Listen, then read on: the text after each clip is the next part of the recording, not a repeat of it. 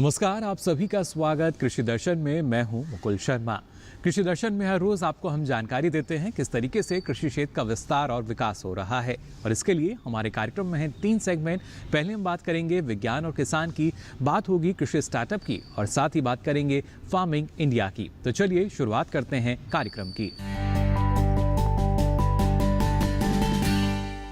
किसान बहनों भाइयों, आज विज्ञान और किसान में आपको हम जानकारी देने जा रहे हैं एक ऐसी तकनीक के बारे में जिसके जरिए ना सिर्फ आपकी जो आय है दोगुनी नहीं बल्कि उससे भी ज़्यादा हो सकती है, और इसके साथ साथ आप कृषि से जुड़े इस व्यवसाय में और भी ज़्यादा लाभ कमा सकते हैं। जी हाँ, आज जिस तकनीक की हम बात कर रहे हैं उसका नाम है पिंजरा संवर्धन। अगर आप मछली पालक हैं तो आप बेहतर तरीके से जानते हैं क्या ये तकनीक है और किस तरीके से आपको ये लाभ पहुँचा सकती है।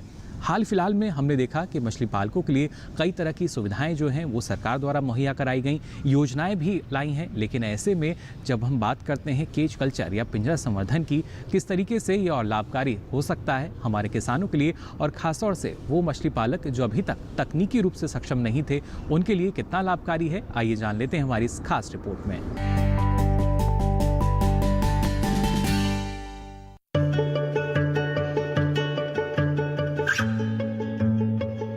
पिंजरा रूप से स्वदेशी मछली की प्रजातियों का अध्ययन किया और जलाशयों में स्थापित भारतीय कृषि अनुसंधान परिषद से फ्री मॉडल पिंजरों में अपनी उत्पादन प्रौद्योगिकी विकसित की है। ओम्पोक बिमाकुलेटस, जिसे आमतौर पर पाबड़ा के रूप में जाना जाता है, और माइनर कॉर्प लेबियोबाटा, जिसे स्थानीय तौर पर बाटा के नाम से जाना जाता है, के सफल प्रदर्शन और उपज को मैथन जलाशय झारखंड के पिंजरों में बाजार के आकार पे सफलतापूर्वक संवर्धित किया गया। ओम्पोक बिमाकुलेटस के अविकसित मछली के बच्चे को अलग अलग घनत्व के पिंजरों में संवर्धित किया गया था। संवर्धित अवधि के 7 महीनों में 80% से अधिक जीवित रहने के साथ 50 से 62 ग्राम का औसत आकार हासिल किया गया। कुल 150 किलोग्राम मछलियों की उपज प्राप्त की गई। लेबियोबाटा को अलग अलग घनत्व के पिंजरों में संवर्धित किया गया था। 6 महीने की संवर्धित अवधि के बाद 85% से अधिक जीवित रहने के साथ 45 से 52 ग्राम का औसत वजन प्राप्त किया गया और कुल 430 किलोग्राम मछली को उपजाया गया। पंटिया सराना एक शाकाहारी मछली, जिसे आमतौर पर पुटी के नाम से जाना जाता है, उसे ओडिशा के गंजाम जिले के सलिया बांध में 4 पिंजरों में रखा गया था। संवर्धित अवधि के 3 महीने के बाद 150 ग्राम का औसत वजन और 90% से अधिक जीवित रहने की दर हासिल की गई। कुल 460 किलोग्राम मछलियों को उपजाया गया था। मछलियों की प्राकृतिक सफाई के कारण पिंजरे बायोफाउलिंग जीवों से रहित थे। पंगेसियस जैसी अन्य मछली प्रजातियों के साथ सराना का समावेश बायोफाउलिंग जीवों को नियंत्रित करने के अलावा उत्पादन क्षमता को और बढ़ा सकता है। आपको बता दें कि उच्च बाजार की मांग के कारण सराना पूर्वी भारतीय जलाशयों में पिंजरे के संवर्धन के विविधीकरण के लिए एक उम्मीदवार मछली प्रजाति हो सकती है। उच्च मूल्य की प्रजातियों के साथ पिंजरा संवर्धन के विविधीकरण से न केवल इस प्रथा को अपनाने में वृद्धि, बल्कि इसके साथ ही ये भारत के जलाशयों और आर्द्र भूमि में संलग्न प्रौद्योगिकी के माध्यम से किसानों की आय को दोगुना करने में मदद करेगी। तो जाना आपने पिंजरा संवर्धन के बारे में, कितनी खास ये तकनीक और कैसे आपके मुनाफे को बढ़ा सकती है। अब चलिए आगे बढ़ते हैं कार्यक्रम में और बात करते हैं पराली प्रबंधन की। अक्सर हम सुनते हैं जो हमारे विशेषज्ञ हैं उनसे कैसे हम पराली प्रबंधन कर सकते हैं, लेकिन खासतौर से राजधानी दिल्ली की बात की जाए या उसके आसपास सटे जो राज्य हैं, पश्चिमी उत्तर प्रदेश की हम बात करें, हरियाणा की हम बात करें, यहाँ पर ये समस्या लगातार प्रबल होती जा रही है। लेकिन ऐसे में आवश्यकता थी इसके प्रबंधन को जल्द से जल्द हम कर सकें, और इसी के लिए आपको बता दें भारतीय कृषि अनुसंधान संस्थान ने एक तकनीक विकसित कर ली है। इसके ज़रिए जो अब आपकी पराली है वो खेत में ही खाद में परिवर्तित हो जाएगी। खासतौर से इसमें जो खर्च है वो भी बेहद कम आएगा। लेकिन इस तकनीक में आवश्यकता है कि जो किसान हैं वो जागरूक हो सकें, जिससे पराली का प्रबंधन उचित ढंग से हो, और जो धुआं जो लगातार होगा तो जाहिर तौर पर ये और भी चिंता की बात है। आवश्यकता थी जिस तरह के प्रबंधन की, उसका तोड़ हम मान सकते हैं जो विशेषज्ञ हमारे उन्होंने खोज लिया है, और एक उचित विधि जो है पराली प्रबंधन की अब वो हमारे पास है। आइए इसके बारे में और लेते हैं जानकारी इस रिपोर्ट में। दरअसल पराली जलाने की बड़ी समस्या दिल्ली, पंजाब, हरियाणा और पश्चिमी उत्तर प्रदेश में देखने को मिलती है, और यहीं का धुआं दिल्ली को अपनी चपेट में लेता है। इसलिए सरकार इन सीटू फसल अवशेष प्रबंधन में इन्हीं राज्यों पर ज्यादा ध्यान दे रही है। ये ऐसी योजना है जिसमें खेत के अवशेष खेत में काम आ जाते हैं और अगली फसल के लिए उपयोगी भी साबित होते हैं। जाहिर है, जब खेत के अवशेष खेती के ही काम में ले लिए जाएंगे तो वायु प्रदूषण अपने आप कम हो जाएगा। इस काम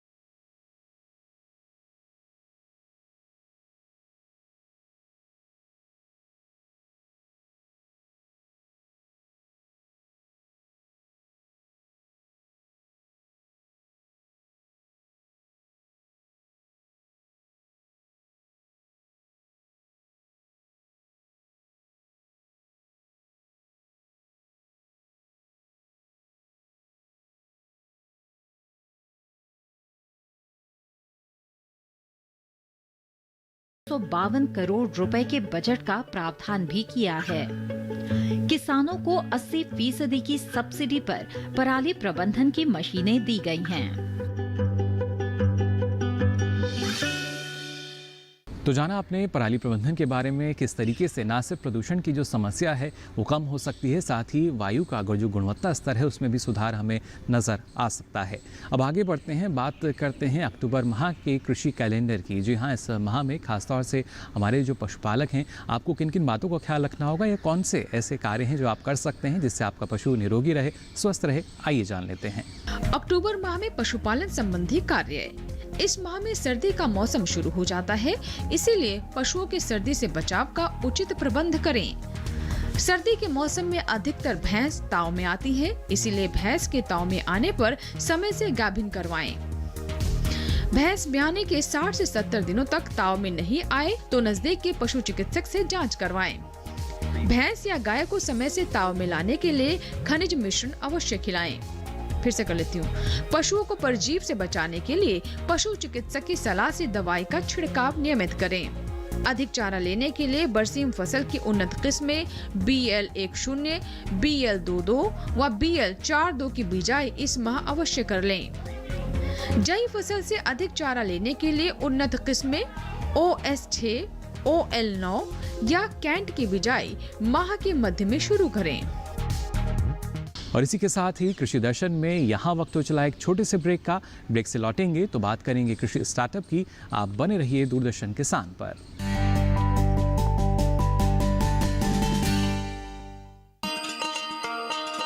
किसान भाइयों, गांठ बांध लो, गांठ बांध लो।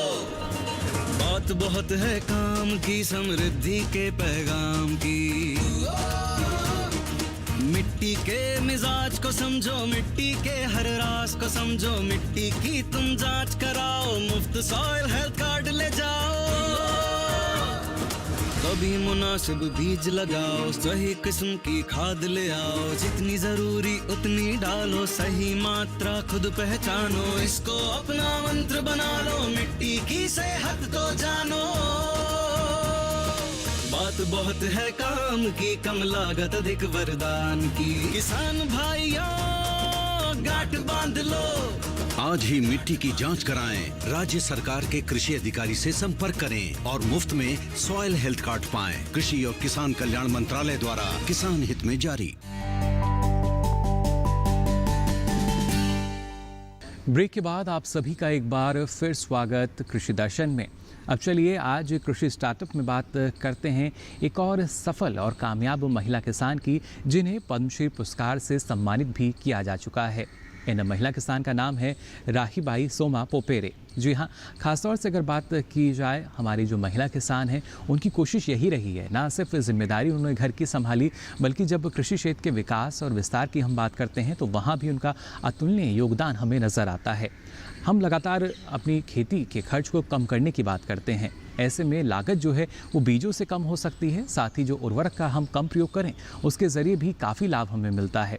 लेकिन हम देखते हैं कि लगातार जो किसान हैं अधिक मात्रा में उर्वरक यानी खाद का इस्तेमाल करते हैं, और जो बीज हैं वहाँ भी किसान की लागत बहुत जाती है। आवश्यकता है कि ना सिर्फ हम जो खाद या उर्वरक हैं वहाँ पर अपनी लागत को काबू में रखें, यानी उनका कम से कम इस्तेमाल करें, और साथ ही जो हमारे देसी बीज हैं उनको ज़्यादा बढ़ावा दें।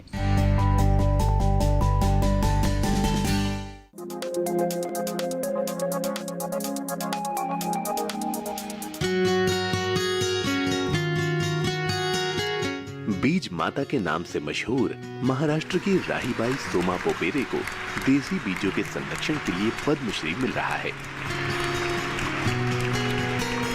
जिला कुंभालने के अंबेडकर नगर की रहने वाली राहीबाई ने अपने कच्चे घर में बीज बैंक बना रखा है। उनके पास दाल, मोटे अनाज और तिलहन के पुराने देसी बीजों के भंडार हैं। वो संस्थाओं की मदद से इसे किसानों को देती हैं। कुंभालने जिले की गिनती महाराष्ट्र के अति पिछड़े जिलों में होती है। राहीबाई यहाँ के किसानों को बिना किसी रसायन के प्रयोग की खेती सिखाती हैं और उन्हें पुराने बीजों से होने वाले फायदों के बारे में बताती हैं। उनका मानना है कि देसी बीजों से ही किसानों का भला हो सकता है, क्योंकि इसके लिए बस हवा और पानी की जरूरत होती है। वो अभी 35,000 किसानों के साथ काम करती हैं और इनके सहेजे गए बीजों में 32 फसलों की खेती हो रही है। समाचार एजेंसी पीटीआई से बातचीत में उन्होंने बताया कि 20 साल पहले जब उन्होंने पुराने बीजों को सहेजना शुरू किया था, तब उनके घरवाले उनके ऊपर हंस रहे थे, लेकिन उन्होंने घर में मना कर दिया था कि बाजारों में मिलने वाले हाइब्रिड बीज से वो खेती नहीं करेंगे और न ही उस फसल को खाएंगे। वो आगे कहती हैं कि 12 साल की उम्र में उनकी शादी हो गई थी। वो कभी स्कूल नहीं गई, लेकिन खेती के नए तरीके सीखना चाहती थी। शुरू में सब्जियों की खेती पुराने बीजों से शुरू की। तब लोग कहते थे कि इससे कुछ पैदा नहीं होगा।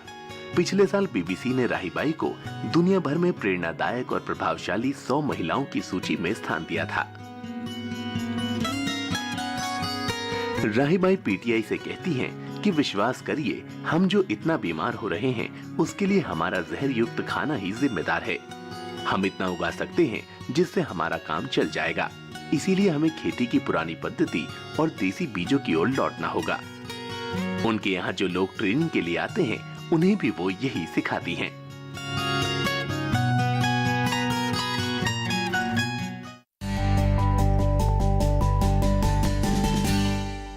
किसान बहनों भाइयों, अगर आप मछली पालन करते हैं या करना चाहते हैं, इसको लेकर कई तरह के सवाल आपके जहन में आते होंगे, और इन सवालों के जवाब जो हैं आज आपको हमारे विशेषज्ञ देंगे। तो आइए देखते हैं किन किन सवालों के जवाब दे रहे हैं विशेषज्ञ। जो हमारा 2-3 टेक्नोलॉजी को हम बात करते हैं, जैसे इंडिब्रीडिंग टेक्नोलॉजी हुआ, जो हम इंजेक्शन देके मछली को प्रजनन करते हैं। जब पहले नदी से ड्यूरिंग ये जो जुलाई अगस्त में जब बाढ़ आता था, वही टाइम में नदी से जो मछली का बीज पहले कलेक्शन करते थे। आज के दिन में 100% जितना भी सीड प्रोडक्शन होता है सब हैचरी से प्रोडक्शन होता है, वही ब्रीडिंग टेक्नोलॉजी के आधार पर। पहले तो हम सिर्फ कार का ब्रीडिंग करते थे। आज के दिन में हमारे पास 60 डिफरेंट टाइप का फिनफिश और सेलफिश, जैसे फिनफिश बोलते हैं जो मछली है, जो फ्रेश वाटर में हुआ, कार्प जाति का हुआ, कैटफिश हुआ, एनाबस हुआ, जो भी हुआ, ब्रैकिश वाटर में सी बास जो भेटकी बोलते हैं, मिल्क फिश है, एट्रोप्लस है, या समुंदर का जो मछली होता है कोपिया, पंपानो, ये सब को मिला के 60 ऐसे मछली का हम प्रजनन का पद्धति हमको पता है। और इसी के साथ ही कृषि दर्शन में वक्त हो चला एक और छोटे से ब्रेक से लौटेंगे तो बात करेंगे फार्मिंग इंडिया की। आप बने रहिए दूरदर्शन किसान पर।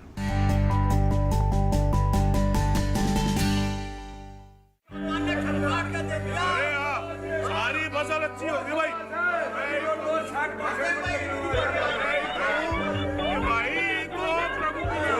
और अब एक जरूरी सूचना, देश के कुछ राज्यों में किसानों द्वारा बड़े पैमाने पर पराली जलाने से आसमान में धुंध छा गई है। लाखों लोगों को सांस लेने में तकलीफ हो रही है।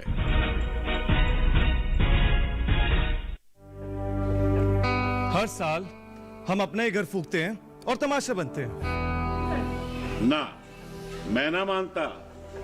ये काम तो बरसों से होता आ रहा है, अब ऐसा क्या नया आ गया? जे देख लो हमारे रतन काका, पिछले साल की पराली जलाने से जो इनकी खांसी उठी थी जे अब तक चल रही है। और तो और हमारे सोना उगलने वाली धरती भी बंजर पड़ रही है। बेटा, तुम्हारी बात मान भी ले, पर एक बात बताओ कि पराली को ठिकाने लगाने में भी तो लागत आती है, और ये आग जलाने से ये काम आसानी से हो जाता है। काका जे बात ना रही, हम कह रहे हैं। देखो मेरे पास कुछ मशीनों की तस्वीरें भी हैं, मैं तुम्हें दिखाता हूं। ये देखो, ये है हैप्पी सीडर, ये है मल्चर, ये है जीरो टिल ड्रिल, ये है स्ट्रॉ चॉपर, ये है रिवर्सिबल मोल्ड बोर्ड प्लॉ, और ये है रोटावेटर। ये सारी मशीनें अब 50% अनुदान पे मिल रही है, और तो और कस्टम हायरिंग केंद्र लगाने पर सरकार से 80% का अनुदान भी मिलेगा। और ये संकल्प हमारे प्रधानमंत्री जी का है कि अब पराली कोई न जलाए और आधुनिक मशीनों का इस्तेमाल कर पराली खेत में मिलाए और मिट्टी की गुणवत्ता को बढ़ाए।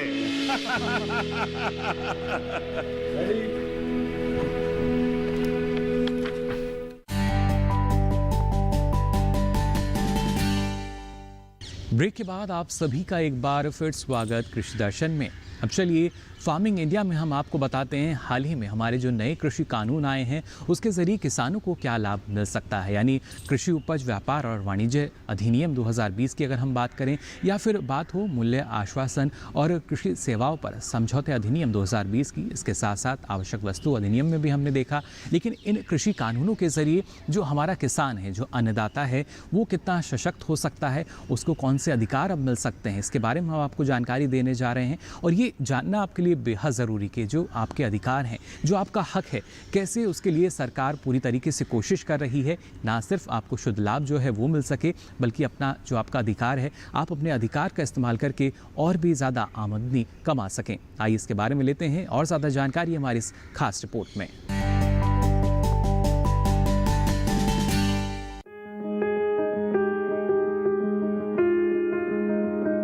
कृषि में कई अहम सुधार करने के लिए सरकार ने उपज बिक्री की व्यवस्था में कई जरूरी बदलाव किए हैं। इस दिशा में सरकार ने कृषक सशक्तिकरण व संरक्षण, कीमत आश्वासन और कृषि सेवा पर करार अधिनियम 2020 लागू किया है। इस अधिनियम के लागू हो जाने से अब किसान उपज से खाद्य उत्पाद बनाने वाले प्रोसेसर्स, व्यवसायिक कंपनियां, थोक और फुटकर विक्रेताओं और निर्यातकों के साथ कृषि उपज की बिक्री के लिए सीधे करार या व्यावसायिक समझौता कर सकेंगे। करार हो जाने के बाद फसल की अच्छी पैदावार के लिए जरूरी साधन या इनपुट्स उपलब्ध कराने की पूरी जिम्मेदारी खरीदार की होगी।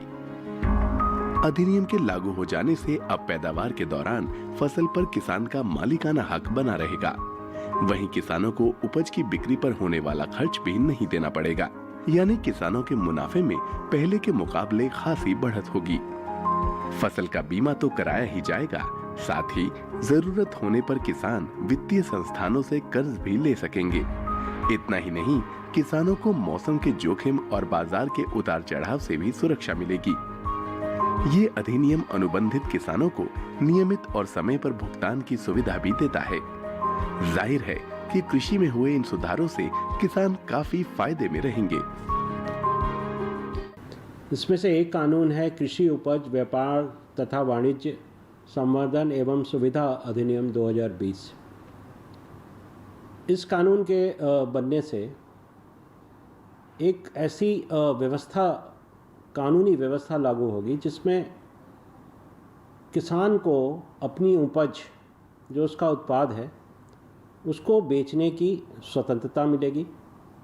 वो उत्पाद वो किसे बेचे, कब बेचे, कितने दाम पे बेचे, ये इसको निर्धारण करने की किसान को उसको चॉइस मिलेगी और इससे वह अपने उत्पाद का राज्य के अंदर या अंतर्राज्यीय व्यापार कर सकेगा और उसको इसके लिए ना तो कोई फीस लगेगी, ना कोई कमीशन देनी होगी। और इसमें एक ट्रेड एरिया का परिकल्पना की गई है और ये ट्रेड एरिया वो क्षेत्र है जहाँ पर जो APMC कानून से द्वारा स्थापित मार्केट है, उसके बाहर का जो क्षेत्र है उसको ट्रेड क्षेत्र की परिभाषा में लाया गया है। और इस क्षेत्र में अगर किसान किसी भी निर्यातक, किसी भी रिटेलर, डिस्ट्रीब्यूटर, होलसेलर के साथ अपनी उपज को बेचना चाहता है तो उसको पूरी स्वतंत्रता रहेगी और उसका इसके लिए पूरा एक कानूनी ढांचा उसके पास उपलब्ध रहेगा। तो ये एक बहुत बड़ा सुधार आएगा। और आइए अब कृषि दर्शन में आगे बढ़ते हैं। लगातार आपको हम बताते हैं किस तरीके से मोबाइल ऐप्स के ज़रिए कोशिश की जा रही है किसानों को और ज़्यादा जागरूक बनाने की। साथ ही हमारे जो पशुपालक भाई हैं उनके लिए एक ऐप लॉन्च किया गया जिसका नाम है ई गोपाला। इसके बारे में लेते हैं और ज़्यादा जानकारी।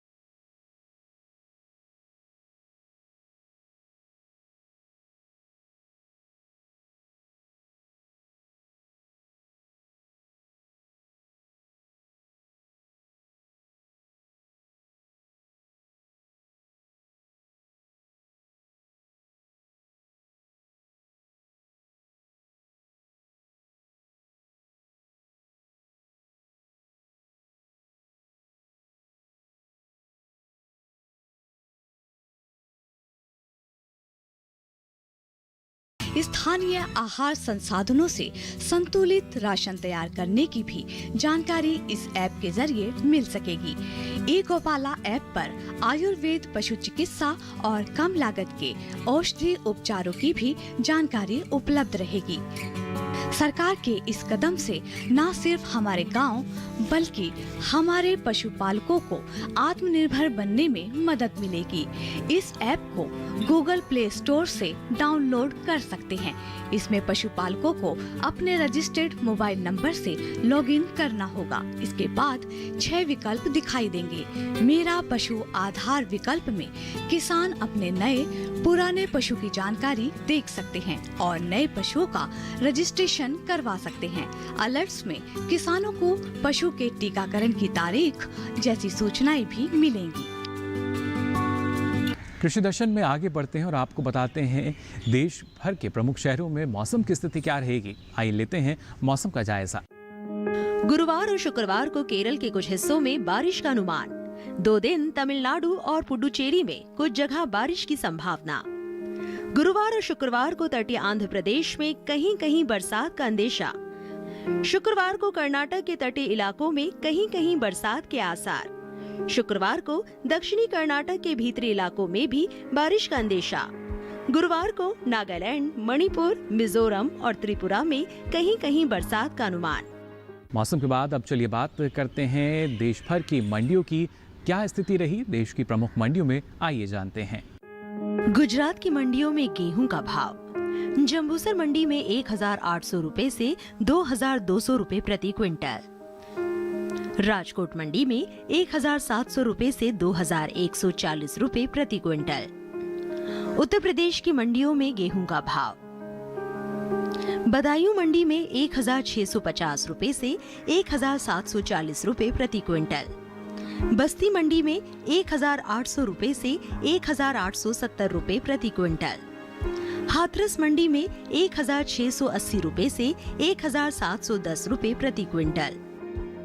और आइए अब कृषि दर्शन में आगे बढ़ते हैं, बात करते हैं पशुपालन डेयरी विकास की भी। हम सभी जानते हैं कृषि और पशुपालन एक दूसरे के पूरक हैं और ख़ास तौर पर सोशल मीडिया ट्विटर की अगर हम बात करते हैं तो यहाँ पर डेयरी विकास को लेकर क्या कुछ खास जानकारी साझा की गई है, आइए जान लेते हैं।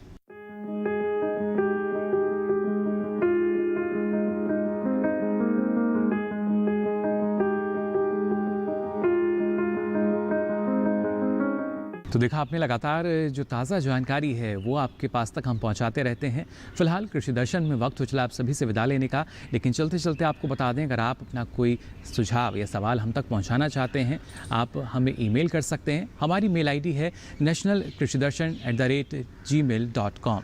इसके अलावा आप पत्र व्यवहार के माध्यम से भी हमसे संपर्क कर सकते हैं। इसके लिए आप हमारा पता नोट कर लीजिए। हमारा पता है कार्यक्रम कृषि दर्शन, कमरा संख्या 58, CPC दूरदर्शन, खेलगांव, नई दिल्ली 110049। हमें इंतज़ार रहेगा आपके सुझाव और आपकी प्रतिक्रियाओं का।